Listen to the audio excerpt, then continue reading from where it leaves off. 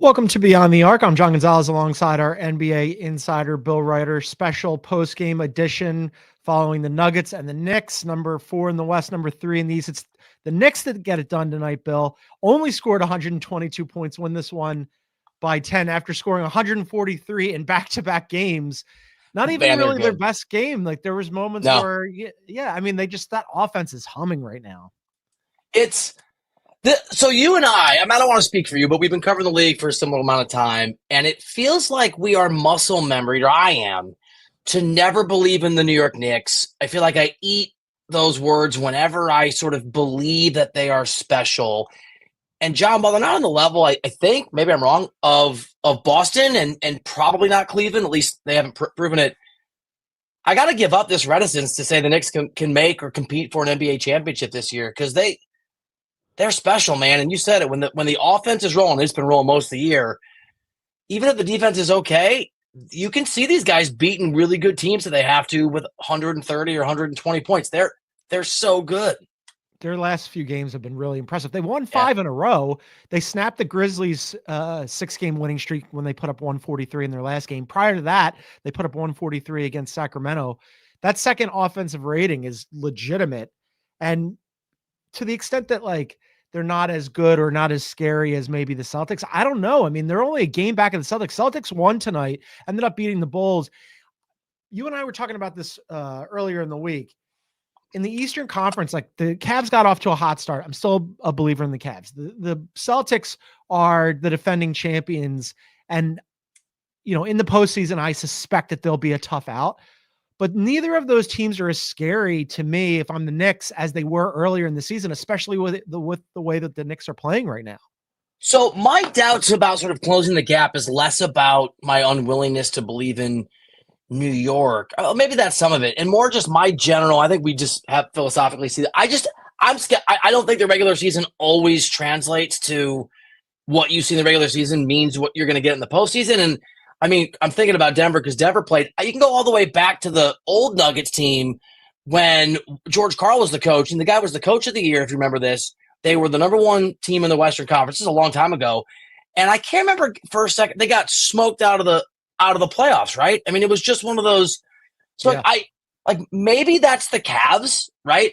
But whatever the Celtics worries, and I keep saying this, I just feel like when we get to the playoffs, championship, I was making a bunch of calls today for a different story, and I talked to a million people, and randomly shooting the breeze, a couple executive GM-ish guys were like, "Oh yeah, Boston's gonna be fine.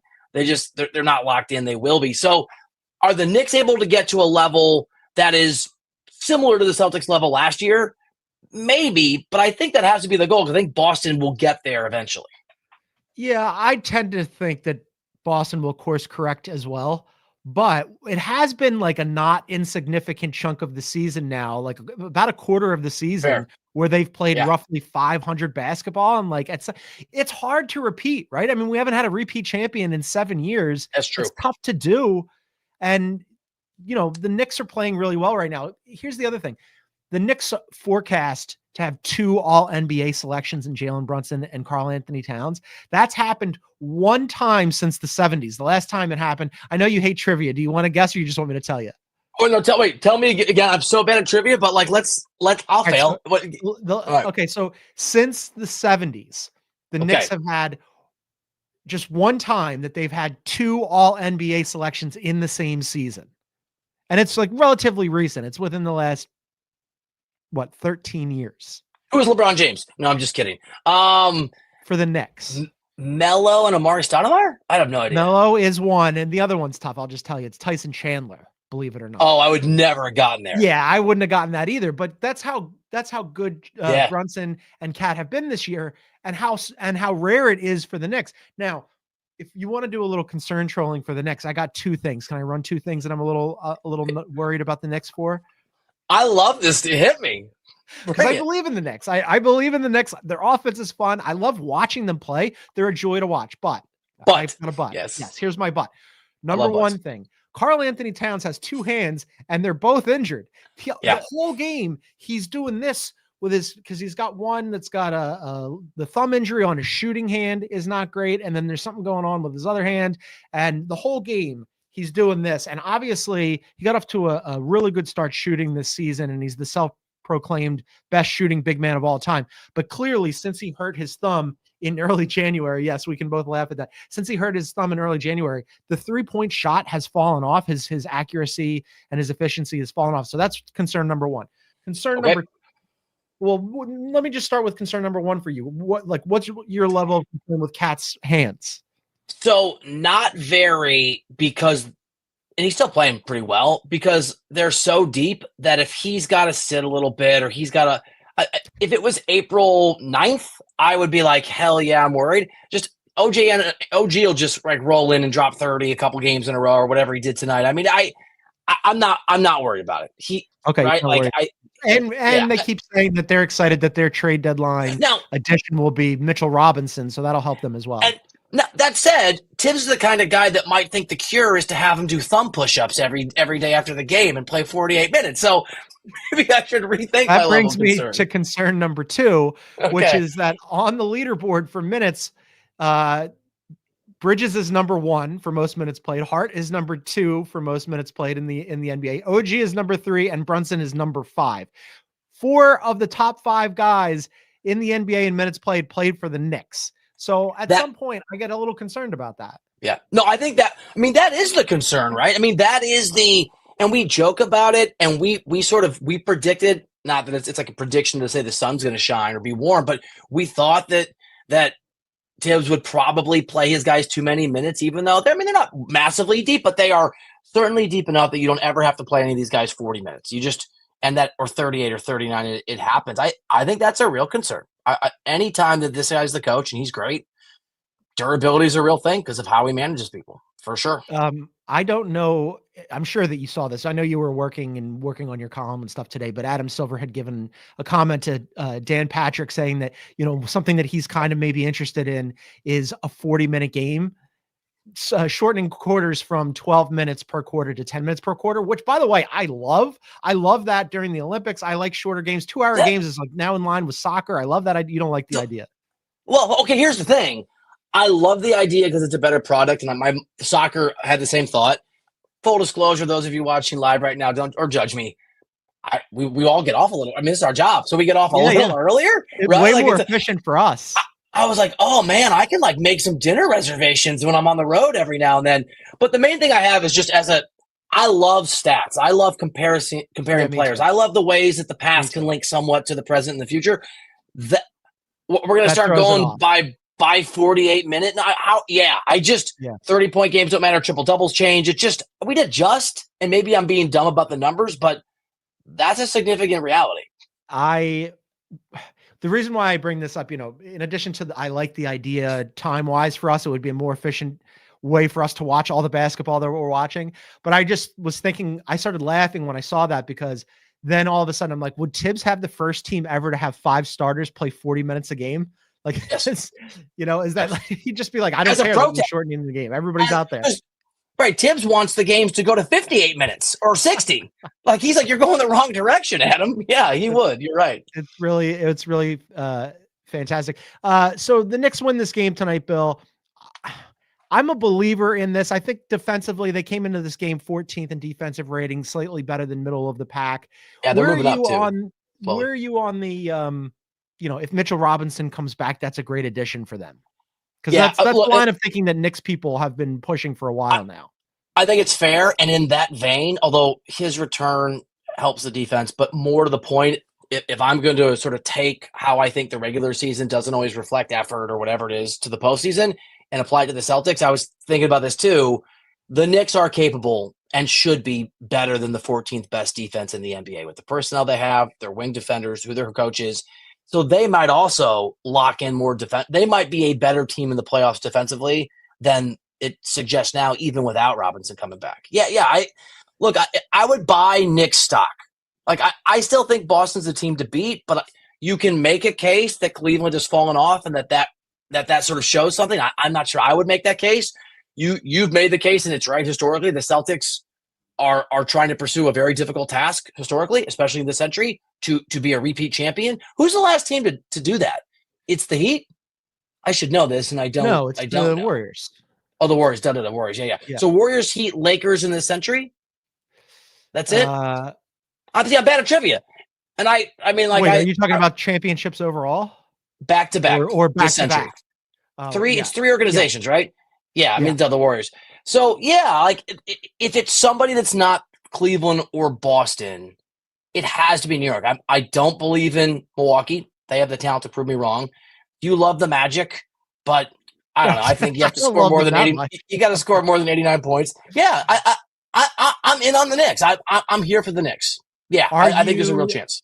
Do you still have the Cavs and the Celtics in a tier all to themselves, or are you saying that it's now a 3-team race in the Eastern Conference?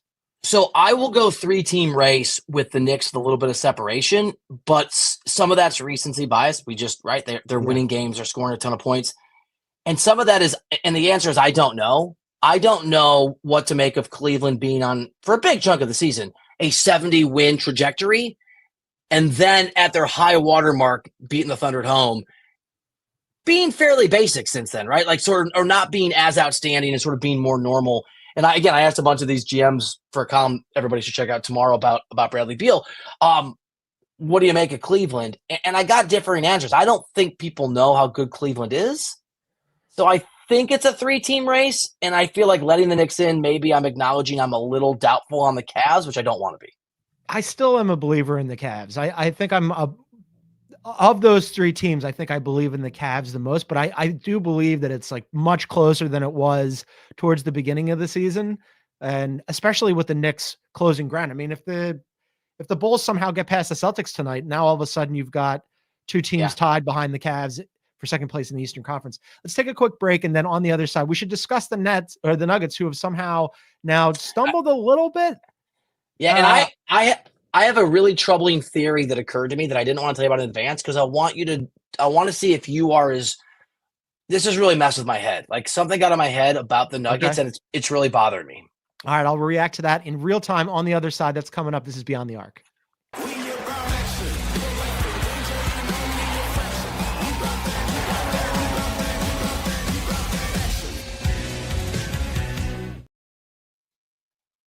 Welcome back to a live post-game edition of Beyond the Arc. Knicks beat the Nuggets by 10. They've now won 5 in a row. Nuggets, Bill, have lost 3 in a row. I am still a believer in the Nuggets in that, like, the 3 teams after Oklahoma City and then above everybody else in the Western Conference. I think the everybody else pack doesn't include the Nuggets and the Grizz and also the Rockets. But you have something stuck in your head. What did you want to ask me? I'm with you on Denver. So I'm watching the game, and obviously Joker got a couple early fouls and missed a big chunk.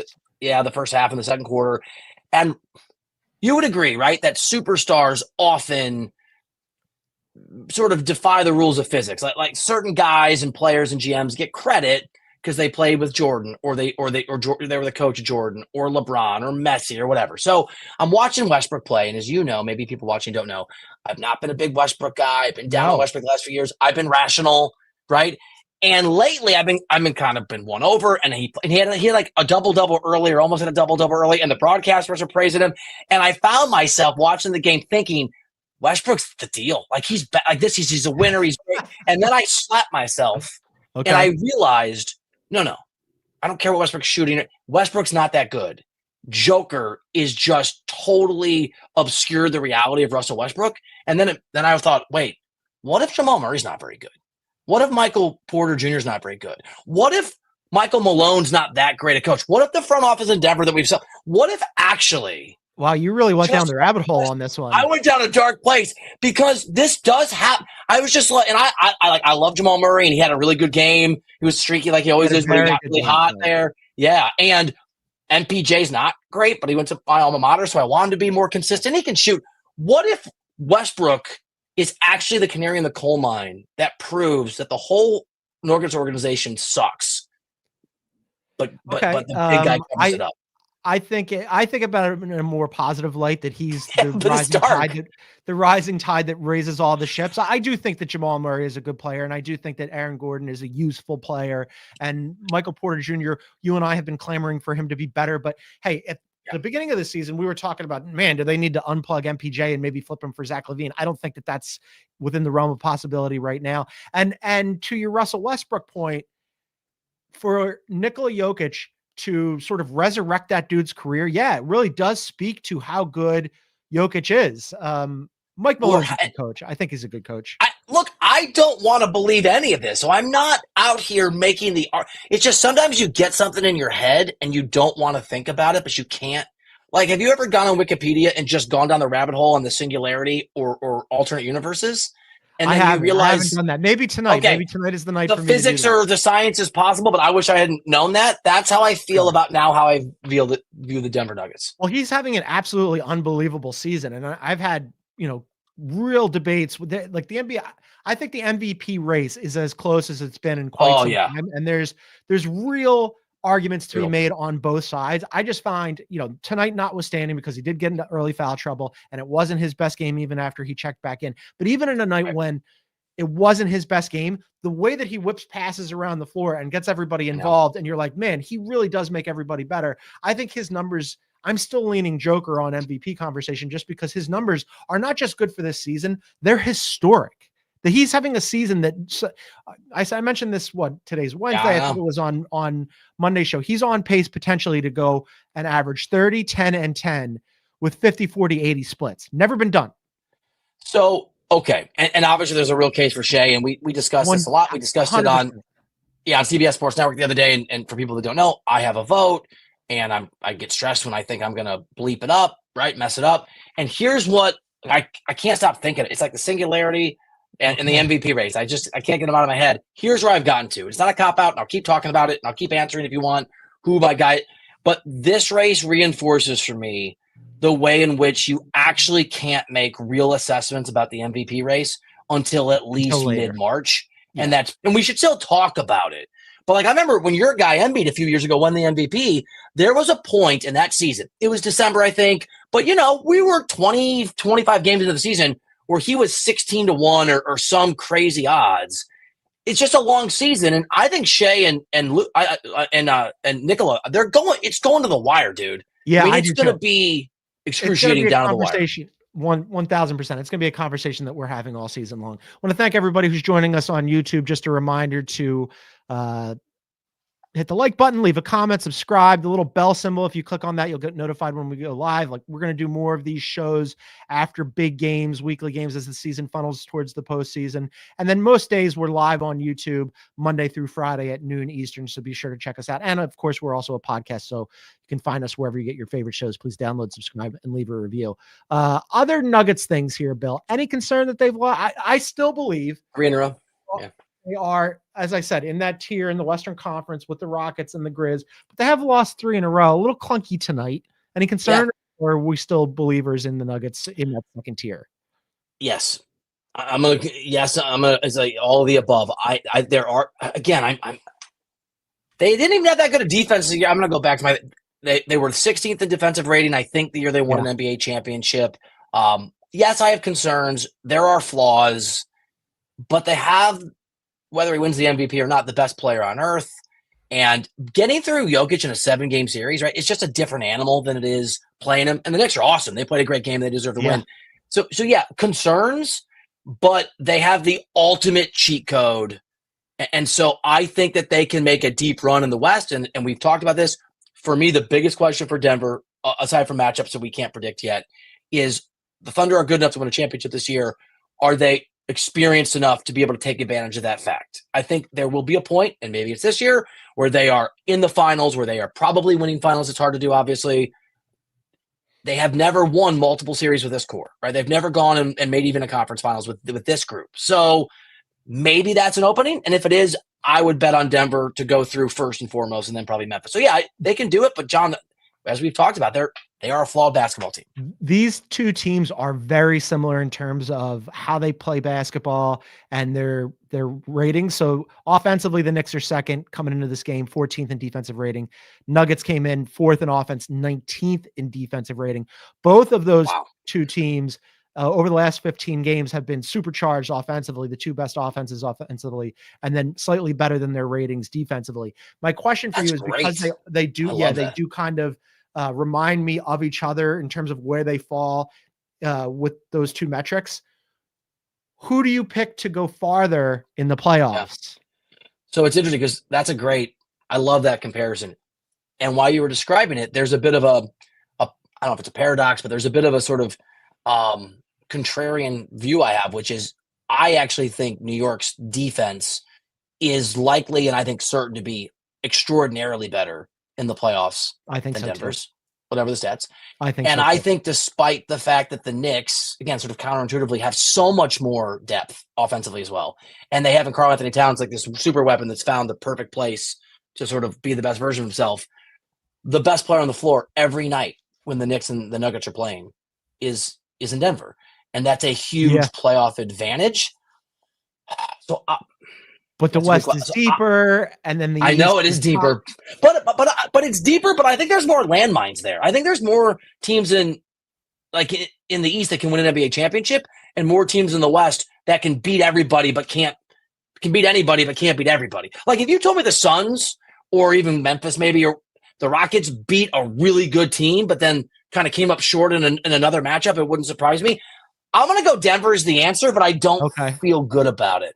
I don't feel good about it either. I think I'm going to go Knicks, but it's by virtue of the fact that I think the Knicks have closed the gap on Boston and to a lesser extent the Cavs, as opposed to the Nuggets have the best player anywhere. But, you know, there are some other teams that you've got to go through. Before we move on, we want to do a little Bronny and JJ conversation in a second, because JJ had some interesting things to say. But before we do that, you mentioned, you know, is Joker so good that some of these other players might not be good at all? So producer Aaron was asking us about Jamal Murray and where he actually ranks. Look, he's never been an all-star. We all know that. He's never been all NBA. I was looking at, we're on CBS Sports Network tomorrow night. The all-star reserves get announced. You and I, prior to that, are going to go through our reserves. Bill, I don't know he's ever going to make an all-star. Forget about all NBA. I don't know that he'll ever be an all-star. I was going through it. There are at least 9 guards ahead of him in the Western Conference. Let me just run these through. Hit him. Hit them. SGA and Steph, who are already named starters. Luka, who's gone down, and Kyrie. Ant and Booker. De'Aaron Fox, who might be on the move. I'd have Ja ahead of him. Harden is having a very nice season. That's my 9 right there. Then you get into, I don't know, would you take DeJounte Murray over him? Forget about how you classify Amen Thompson. There are like a whole bunch of guys who I think if I was doing a draft, that's at least 9, maybe 11 guys before I get to him. And whatever point guard ends up being traded to San Antonio eventually, or if they develop Castle or somebody else, that guy is going to inevitably have incredible numbers because he's playing with Wembanyama. And maybe it's one of the guys you mentioned, like De'Aaron Fox or somebody could go. No, Jamal Murray's never. Here's the thing. I love Jamal Murray. I saw him play in person for the first time in Des Moines, Iowa at the NCAA tournament. And it was like watching a grown man. He was obviously a college kid at the time, play with little kids. I mean, I love his game, and in person, he's incredible. He's never going to be an all-star. And again, like, who's a better player right now? Like, just in a vacuum, Zach LaVine or Jamal Murray? Jamal Murray. I don't know. I think he's a more useful player. Well, maybe this is also because you're putting him next to Joker, and I'm right. If you switched him. Because there are times when Jamal Murray will do something where I'm like, man, what are you doing? Like tonight in the third quarter, where he had a really dumb turnover, and then he compounded his mistake by picking up his 4th foul on what could have been what wasn't a clear path foul. Like he really like arrested the Nuggets' momentum during that thing, and I'm like, oh man, like just play smart basketball all the time, and it would be so much better. And in the postseason last year, when he's normally pretty good, he had 2 big moments, 2 big game-winning shots, but other than that, was largely invisible. He's a sort of Dr. Jekyll and Mr. Hyde. There was another moment early in the game, not as significant, but Joker was in a little bit of foul trouble, and I think OG was on him, and he tried to do like a double crossover and just dribbled like just hand to the. It's like, dude, just lock in and focus, man. You can't afford turnovers right now. I love him and I love his game, but he's really good. He's never going to be an all-star, and that is despite the fact he plays with Jokic. I mean, on the one hand, I look at it and I think that exact same thing. How could you possibly not be, right? Because he's really helping you level up. On the other hand, I mean, I just rattled off like how deep the Western Conference guard situation is. I get it. I don't think there's any shame in like not being as good as. I mean, I guess that he never leveled up to even like the Booker level, but also like De'Aaron Fox, who hasn't been a very good shooter in his career. I'd rather have De'Aaron Fox, John Morant, same deal, who's been like inconsistent, I mean, injury prone. Morant's hasn't a always top been 5 out there. level player when he's healthy. Yeah, when he's out there all the Yeah, time, sure. There's a lot of really And by good the way, Jamal, options it's not there. like Jamal Murray's an Iron Man. He's not Cal Ripken over the course of his career Yeah, either. fair. You know?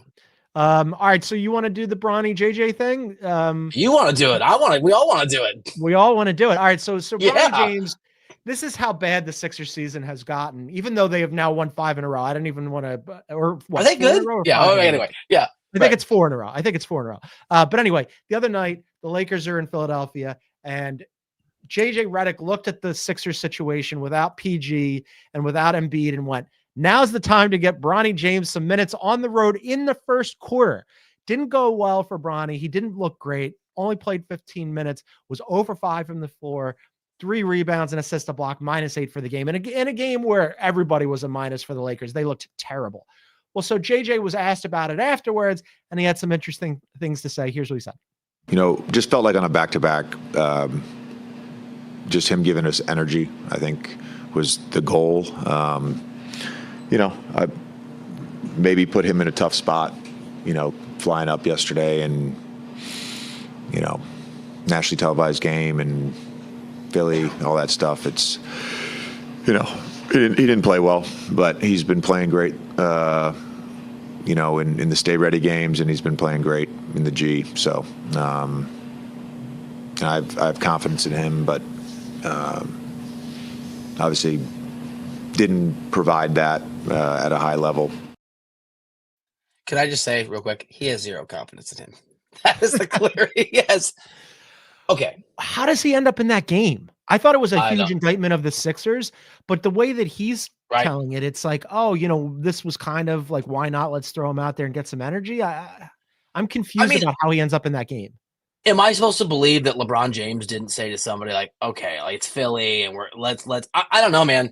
And I don't want to pick on Bronny. He's a super nice young dude, and the few times I've been around him, we've talked about him a lot.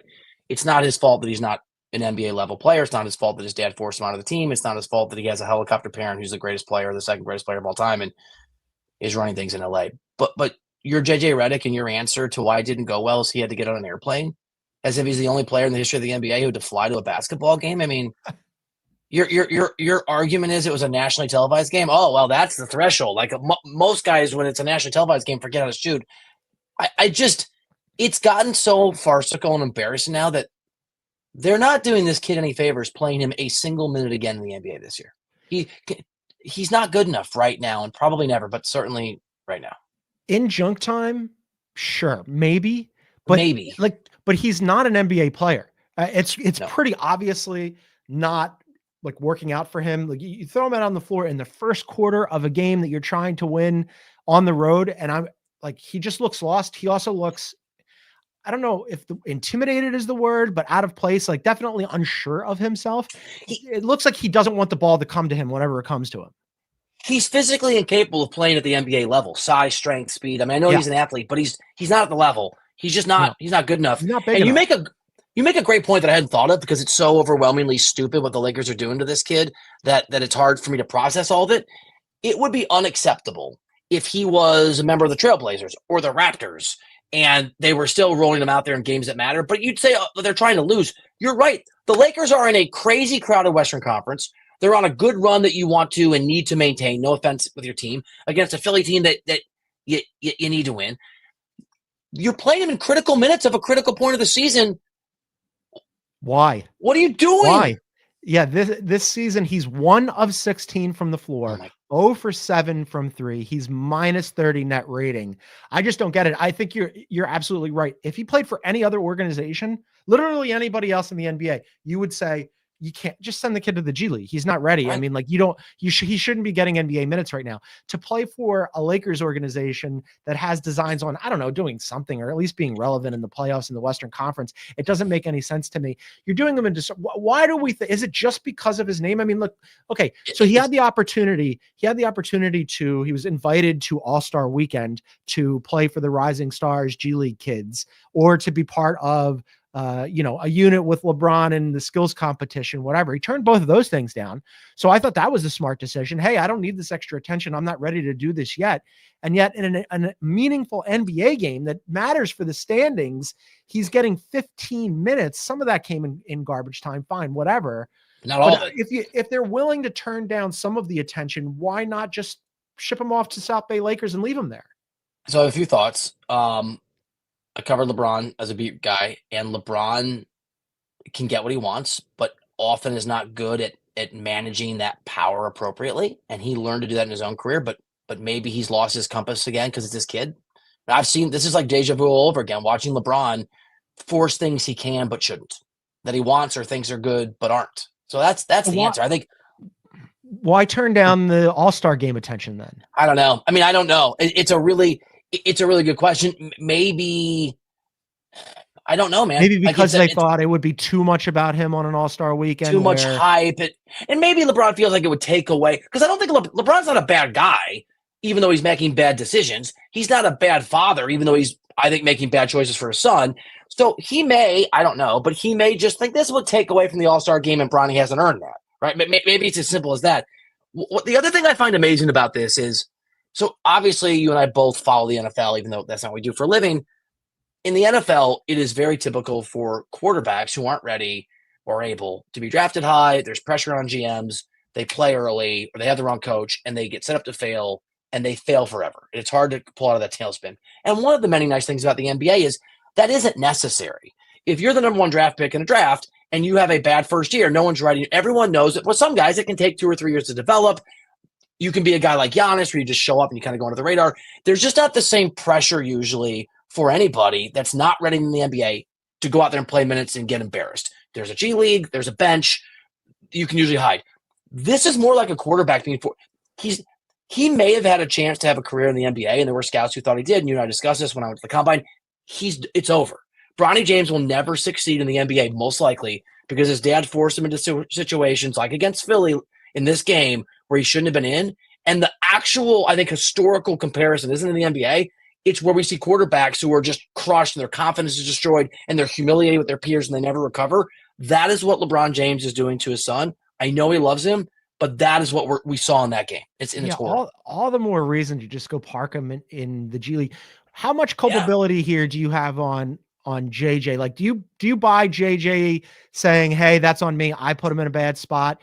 Because you're ultimately the head coach, and it's not like you're the only one who has agency in that organization. Obviously, LeBron clearly is the number one guy there. But at some point, JJ and Pelinka are having conversations, right?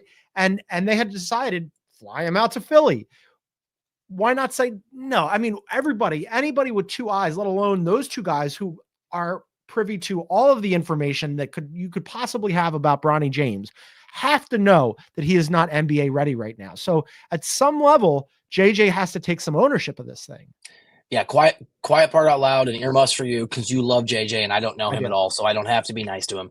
JJ Redick got the job because he was LeBron's podcast partner. That's why he got the job. Doesn't mean he's not capable. Doesn't mean he's not smart. Doesn't mean he's not going to be, couldn't have been great.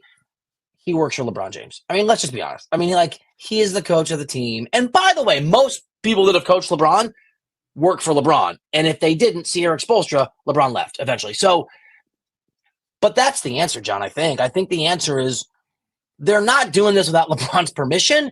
And my guess is that it's probably more impactful. LeBron's being more assertive.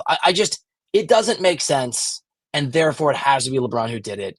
And to me, and I'm not an armchair psychologist, but the look on JJ's face in that press conference was just, how do I even? Because JJ doesn't disguise his contempt well. He doesn't lie well. No, he does not. Can't. It's one of the things I like about him, even though it's unlikable and how it's presented. And to me, that was him trying to swallow the crap down that comes with some of the caveats of having this job. Yeah, I would say on the whole this season, considering the limitations of that roster, that JJ has done a fine job. He's been fine. This is one of those marks where I go, I don't get it. I think you just got to put your foot down and go, the kid's got to go to the G League. I think that's probably going to do it for us tonight.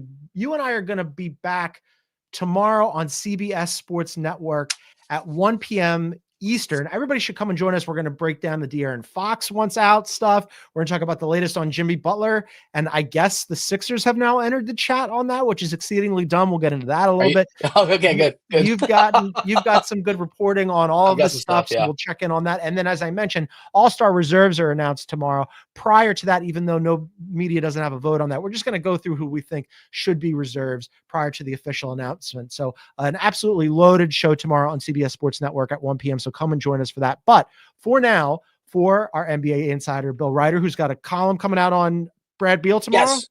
On Bradley Beal, the no trade clause, how people view it. Yeah, there's some good stuff in there. Check out that column on cbssports.com. But for now, as I mentioned, I'm John Gonzalez. Thanks for tuning in, everybody. We'll see you tomorrow.